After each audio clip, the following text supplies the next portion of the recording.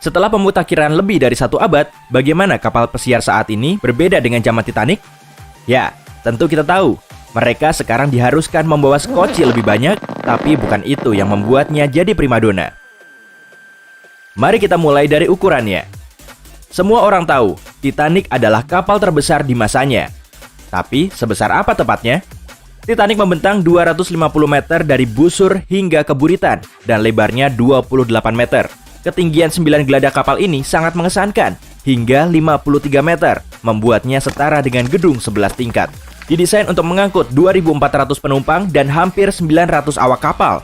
Titanic sungguh nama yang sesuai. Meski jika Titanic berhasil menghindari gunung es, Titanic tidak akan lama memegang rekor tersebut. SS Imperator akan mengambil tahtanya 1 tahun kemudian saat berlayar pada tahun 1913. Kapal ini disebut laki-laki. Meskipun dalam bahasa Inggris kebanyakan kapal merupakan kata benda perempuan, Kaisar Wilhelm II secara khusus meminta agar kapal tersebut menggunakan kata benda laki-laki. Tak jelas mengapa, tapi mungkin karena tata bahasa. Karena Imperator berarti Emperor atau Kaisar dalam bahasa Indonesia. Kata ini juga merupakan kata benda laki-laki dalam bahasa Jerman. Beberapa dekade berlalu, kapal menjadi lebih besar dan lebih besar lagi karena negara dan perusahaan berkompetisi untuk gelar kapal terbesar. Pada tahun 2019, kapal pesiar terbesar di dunia adalah Symphony of the Seas yang dioperasikan oleh Royal Caribbean. Symphony mengerdilkan Titanic dari sisi manapun, dengan panjang 361 meter dan lebar 66 meter ke 18 geladaknya membuat ketinggian kapal ini 2 kali lipat ketinggian Titanic dan menyediakan akomodasi yang sangat luas bagi lebih dari 5.000 penumpang. Dan karena kita sedang membahas akomodasi, mungkin saatnya membahas perbedaan tujuan pembuatan kedua kapal tersebut. Symphony of the Seas adalah kapal pesiar, bukan kapal laut seperti Titanic dan Imperator. Perbedaannya seperti bus kota dengan bus wisata. Kamu masuk ke kapal pesiar untuk bersenang-senang, sedangkan naik kapal laut untuk pergi ke suatu tempat. Titanic dibangun di pelabuhan Belfast di atas landasan yang khusus dibuat untuk menampung muatan yang belum pernah ada. Di atas dok ada struktur baja besar yang disebut Arroll Gantry. Gantry dengan tinggi 69 meter ini dilengkapi dengan berbagai derek untuk mengangkat pelat besar untuk dipasang di tempatnya. Banyak orang tidak tahu ada kodok-kodok hijau di atas gantry yang bertugas menginspirasi para pekerja untuk krok. Tidak, aku hanya bercanda. Lambung kapal Titanic dibuat dari ribuan pelat yang saling tumpang tindih dengan bagian bawahnya terdiri dari 2 lapis. Ini dilakukan untuk melindungi Titanic dari kerusakan yang disebabkan oleh gesekan dengan dasar laut. Sayangnya, kerusakan yang ditimbulkan oleh gunung es berada sedikit di bawah permukaan air, di mana hanya ada 1 lapis pelat yang memisahkan samudra dan bagian dalam kapal. Fitur keselamatan utama kapal Titanic adalah 16 kompartemen kedap air yang membentuk geladak bawah. Titanic didesain agar tetap mengapung dengan 4 kompartemen dipenuhi air. Lagi-lagi sayangnya, gunung es membuat sobekan sepanjang 5 kompartemen.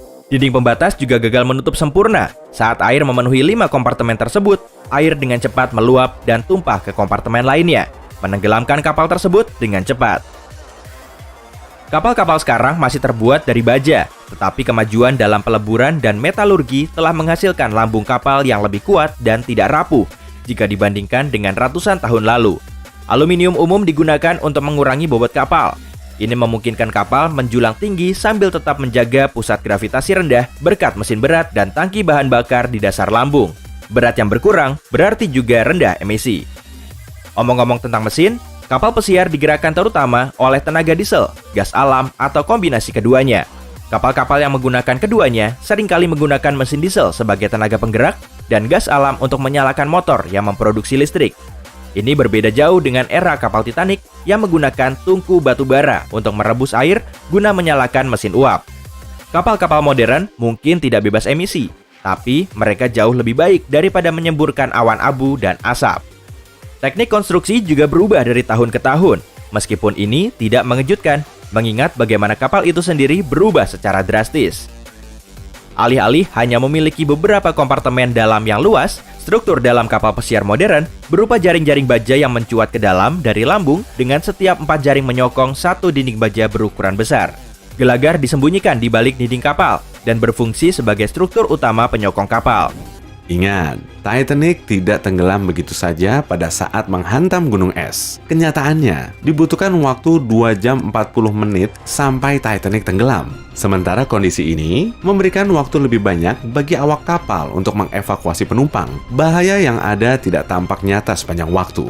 Saat perintah untuk mengenakan jaket pelampung dikeluarkan, banyak penumpang menganggapnya sebagai lelucon. Saat tiba waktunya untuk naik ke skoci, banyak penumpang yang enggan. Mereka percaya bahwa mereka lebih aman berada dalam kapal besar yang hangat daripada dalam perahu kecil yang terbuka. Itulah sebagian alasan mengapa skoci-skoci awal yang diturunkan adalah yang paling kosong. Bila orang-orang begitu enggan menaiki skoci penyelamat sampai hampir sangat terlambat, bagaimana awak kapal dapat meyakinkan mereka untuk mendaki puncak bongkahan es beku? Orang tidak mau berubah pikiran sampai agak lama, hingga saat kapal benar-benar terlihat mulai miring. Begitu hal itu terjadi, muncullah kekacauan ketika orang-orang memadati tangga keluar geladak kapal dan berjuang di atas permukaan gunung es itu. Yang memperparah keadaan adalah terlalu banyaknya orang yang ingin keluar kapal secara bersamaan, yang akhirnya dapat mematahkan tangga keluar geladak kapal itu. Ini bukan hanya akan menceburkan semua orang ke dalam air yang dingin, tetapi mereka juga berisiko tergencet di antara gunung es dan lambung kapal. Skoci penyelamat dapat digunakan untuk membantu evakuasi, tetapi juga menimbulkan masalah. Bila orang-orang yang menyeberangi tangga keluar geladak kapal kesulitan melintasi gunung es, mengukur lerengnya dari permukaan air akan lebih sulit lagi. Dan jujur, bila kamu sudah berada dalam skoci, apakah kamu ingin menukarnya dengan bongkahan es raksasa? Inilah masalah-masalah besar yang akan menjadikan evakuasi ke gunung es tidak mungkin dilakukan. Dan kita bahkan belum sampai kepada masalah terbesar, yaitu mencapainya.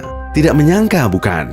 Awalnya hal ini tampak aneh. Bagaimana kamu tidak berada cukup dekat dengan benda yang baru saja kamu tabrak? Itu kan seperti level kedekatan yang paling tinggi.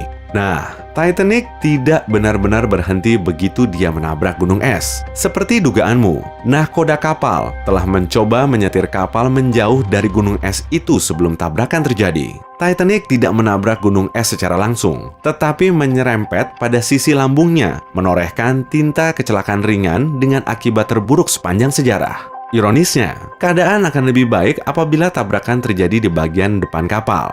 Meskipun dek yang lebih rendah pasti akan tergenang, air akan terkurung pada beberapa kompartemen saja. Titanic dirancang untuk tetap terapung sampai dengan 4 kompartemen dari total 16 kompartemen tergenang air. Hantaman yang meleset itu menjebol 6 kompartemen, dan pemirsa yang jeli akan segera menyadari ini. Artinya, 2 kompartemen lebih banyak dari jumlah kompartemen maksimum yang boleh digenangi air. The Unsinkable Molly Brown atau Molly Brown yang tidak bisa tenggelam adalah salah satu karakter yang paling terkenal dan banyak disukai di film tahun 1964 itu dan sebelumnya juga di opera musik Broadway. Karakter ini diambil dari kisah pelayaran pertama kapal Titanic. Wanita yang satu ini bukanlah sekadar karakter hasil karangan penulis naskah film Hollywood. Dia benar-benar penumpang Titanic. Margaret Brown bahkan sudah dikenal sebelum peristiwa Titanic sebagai salah satu wanita pertama di Amerika Serikat yang mencalonkan diri sebagai anggota Senat 8 tahun sebelum wanita memiliki hak suara. Dia sedang berada di London saat mendapat kabar bahwa cucu laki-lakinya sedang sakit. Maka ia segera berangkat ke New York. Karena keputusan itu sangat mendadak, hanya sedikit orang yang mengetahui dia menumpangi kapal Titanic. Begitu kapal menabrak gunung es, tanpa mementingkan diri sendiri, Nyonya Brown menolong para penumpang lain naik skoci, hingga akhirnya dia sendiri juga diminta untuk menaikinya. Setelah diselamatkan oleh RMS Carpathia, dia membentuk komite bersama penumpang kelas 1 lainnya yang juga selamat dan penumpang Carpathia. Komite ini menggalang dana serta memberikan bimbingan kepada orang-orang kurang mampu yang selamat dari tragedi itu. Ketika tiba di New York, dia tidak mau meninggalkan kapal penyelamat sampai benar-benar yakin setiap korban selamat mendapatkan perawatan medis dan menemukan keluarganya. Nyonya Brown mendapatkan medali penghargaan karena kebaikannya menolong korban selamat tragedi Titanic. Kemudian dia juga diberi penghargaan French Legion of Honor atas upaya amalnya membangun kembali dan membantu tentara Prancis. Benar-benar wanita yang luar biasa. Berbicara tentang wanita luar biasa, Selama karirnya bekerja di lautan, Nona Violet Constance Jessup telah selamat bukan hanya dari 1, tapi 3 kecelakaan kapal termasuk Titanic. Dia memulai karirnya dengan menjadi pramugari di kapal Olympic yang mengalami tabrakan pada tahun 1911. Hanya selang 7 bulan kemudian dia selamat dari kecelakaan Titanic. Kemudian ia bekerja sebagai perawat di Palang Merah Inggris di atas kapal HMHS Britannic. Kapal ini tenggelam karena ledakan, tetapi lagi-lagi Violet selamat dan tetap bekerja di laut. Wanita berjiwa petualang ini akhirnya menetap di Great Ashfield, Inggris. Seperti Margaret Brown, Violet juga sering dijuluki si nona yang tidak dapat tenggelam bernada candaan. Jelas ini ada benarnya. Dorothy Gibson, aktris yang paling dikenal karena perannya di film Save from the Titanic garapan tahun 1912 itu, sebetulnya merupakan salah satu korban selamat dari tragedi Titanic. Dia dan ibunya sedang dalam perjalanan pulang ke Amerika Serikat menumpangi kapal Titanic setelah berlibur di Eropa. Keduanya sedang bermain kartu dengan beberapa orang teman ketika kapal menghantam gunung es. Mereka bersama-sama lolos dalam sekoci nomor 7 yang setengah kosong itu, tetapi hampir tenggelam kembali saat salah satu penumpangnya melihat ada kebocoran di sekoci tersebut. Untungnya mereka bisa menyumpalnya dengan kain. Tidak lama setelah Gibson tiba di New York dengan menumpangi Carpathia, agennya membujuknya untuk membintangi sebuah film tentang tenggelamnya Titanic. Dia menulis naskahnya sendiri dan dalam film itu dia juga mengenakan baju yang sama dengan yang dia pakai ketika bencana itu terjadi. Film itu dirilis hanya sebulan setelah tragedi terjadi. Kemudian Dorothy mengakhiri karir aktingnya dan bekerja di Metropolitan Opera. Dia menghabiskan sisa hidupnya di Paris. Hebat sekali! Mungkin sekarang ini kita mengolok-olok Titanic yang dijuluki sebagai kapal yang tak bisa tenggelam. Namun dulu, ini bukanlah bualan. Terlepas dari alasan Kapten Smith yang mengemudikan kapal dengan kecepatan penuh, dia sudah memerintahkan awak kapal untuk mengawasi gunung es. Tetapi karena kesalahan teknis, mereka tidak diberi teropong. Kurangnya sekoci juga menjadi penyebab kesalahpahaman mengenai kejadian ini. Sekoci dalam jumlah banyak akan mubazir bagi kapal yang tak terkalahkan seperti Titanic. Saat itu ada juga anggapan yang diterima secara umum. Jika harus meninggalkan kapal, para penumpang dan awak kapal akan dijemput oleh kapal lain yang berada di area yang sama. Tidak ada yang mengantisipasi kebutuhan sekoci untuk mengevakuasi semua orang di dalam kapal. Ini juga menjelaskan mengapa evakuasinya sangat kacau, sehingga banyak sekoci yang hanya terisi setengah. Sementara itu, ada kelalaian lain yang cukup parah. Rencana awal mungkin akan berhasil jika ada yang menjawab panggilan darurat mereka. Kamu tahu, pada tahun 1912, kapal tidak diwajibkan memiliki operator radio yang bekerja 7 hari 24 jam. Itu berarti operator radio kapal terdekat SS Californian dan kapal lain yang diminta operator Titanic untuk tutup mulut sedang tidur saat panggilan darurat dilakukan. Kondisinya makin memburuk saat operator radio Titanic melaporkan koordinat yang salah pada panggilan daruratnya. Artinya, bahkan kapal yang menerima panggilan darurat mengalami kesulitan saat mencari titik tenggelamnya kapal Titanic. Jadi itulah masalah-masalah utama yang dihadapi Titanic di malam kecelakaan fatal itu terjadi. Terlalu percaya diri, komunikasi yang buruk, kekurangan sekoci, dan ketidakmampuan tim penyelamat menemukan kapal. Sekarang, setelah memahami semua itu, mari kita kembali ke pertanyaan utama kita. Apa jadinya jika kecelakaan kapal Titanic terjadi hari ini? Setelah Titanic tenggelam, banyak sekali prosedur baru yang dikeluarkan dengan harapan dapat mencegah kecelakaan serupa. Salah satunya aturan mengenai patroli es secara teratur di wilayah Samudra Atlantik bagian utara.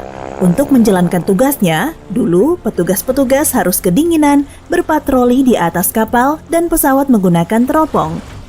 Tapi untungnya masa kini berbeda dengan 100 tahun lalu. Alasan lain mengapa saat ini jauh lebih baik dari 100 tahun lalu, yaitu cara mendeteksi gunung es sudah jauh lebih canggih. Penjaga pantai Amerika Serikat dan Divisi Layanan Meteorologi Kanada, Canadian Ice Service, berpatroli secara teratur di area tersebut menggunakan pesawat HC-130 yang dilengkapi dengan radar. Radar ini berfungsi memindai gunung es yang terlalu dekat dengan rute pelayaran utama. Dengan bantuan satelit, pemetaan global atau GPS, dan laporan dari kapal yang melintas, kedua lembaga ini dapat memberikan pembaruan harian mengenai posisi gunung es di Atlantik Utara. Masing-masing kapal juga bisa mendeteksi gunung es di sekitarnya dengan lebih mudah berkat teknologi seperti radar dan sonar yang tidak asing lagi. Kemajuan ini membuat bepergian melalui jalur laut jauh lebih aman, tetapi juga tidak semudah itu. Kecelakaan tetap mungkin terjadi. Untungnya, kapal-kapal besar sekarang ini diharuskan membawa sekoci dengan jumlah yang cukup untuk menampung semua penumpang di dalam kapal. Dan para awak kapal telah dibekali pelatihan yang memadai mengenai prosedur evakuasi. Kapal-kapal modern juga diwajibkan memiliki operator radio yang bertugas sepanjang waktu. Ini baik karena beberapa alasan. Salah satunya tidak akan ada orang yang tertidur dalam situasi kritis. Kapten Californian dipecat karena melewatkan panggilan darurat Titanic dan dia bahkan tidak melanggar aturan apapun. Panggilan darurat radio juga telah memiliki standar yang lebih baik dibandingkan pada tahun 1912. Ditambah lagi pelacakan GPS yang sangat membantu. Penerima panggilan akan mengetahui secara pasti lokasi kapal tersebut tenggelam. Upaya penyelamatan juga lebih terkoordinasi dibandingkan awal abad ke-20. Penjaga pantai memiliki berbagai transportasi dalam keadaan darurat, mulai dari kapal kecil dan helikopter hingga kapal besar dan pesawat terbang. Mereka juga bisa berkoordinasi dengan lebih baik dan mengirim bantuan melalui jalur sipil maupun militer di wilayah tersebut.